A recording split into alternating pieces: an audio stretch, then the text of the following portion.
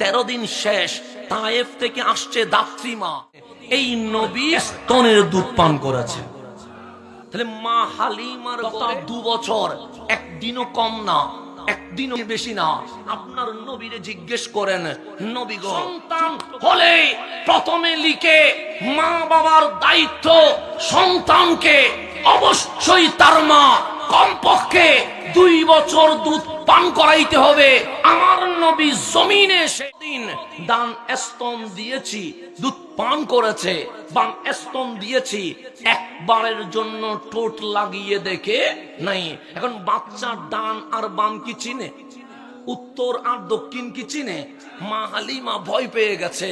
মা হালিমা বলছে, আনা আখাফ, আমি ভয়, ডান স্তন দিলে পান করেন, বাম স্তন দিলে পান করেন নাই। কারণ কি? আমার কামলিওয়ালা ডাক দিয়ে বলে, অগুমা হালিমা, যেদিন মা আমেনার কোল থেকে কেন আমি নবী এই জমিনে বায়ের হক নষ্ট করতে আসি নাই, বায়ের হক প্রতিষ্ঠা করতে আসলাম। ডান স্তনে দুধ পান করলাম, এটা আমার হক। বাম স্তন পান করলাম না, এটা আমার বায়ের হক। এই দুধ পান করে বিশ্ববাসীরা জানিয়ে দিয়েছে, বায়ে বায়ে সমান অধিকার বাস্তবায়ন করতে হবে। এটার নাম বান্দার হক। এটার নাম কি? আমার নবী জমিনে আসলেন, 2 বছর দুধ পান করলেন, কামলিওয়ালা প্রমাণ করলেন বাচ্চার হক হচ্ছে মা ওনারে 2 বছর দুধ পান করাবে।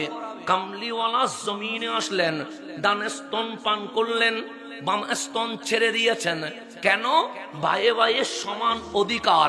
ভাই একটা 40 নিবে আর একটা 60 নিবে, এটা হবে না। 50-50 ভাগ করতে হবে। কামলিওয়ালা কুলে বসে ভাইয়ের সমান অধিকার বাস্তবায়ন করে আমার নবী এই জমিনে বান্দার হক প্রতিষ্ঠা করা শুরু করে দিয়েছেন।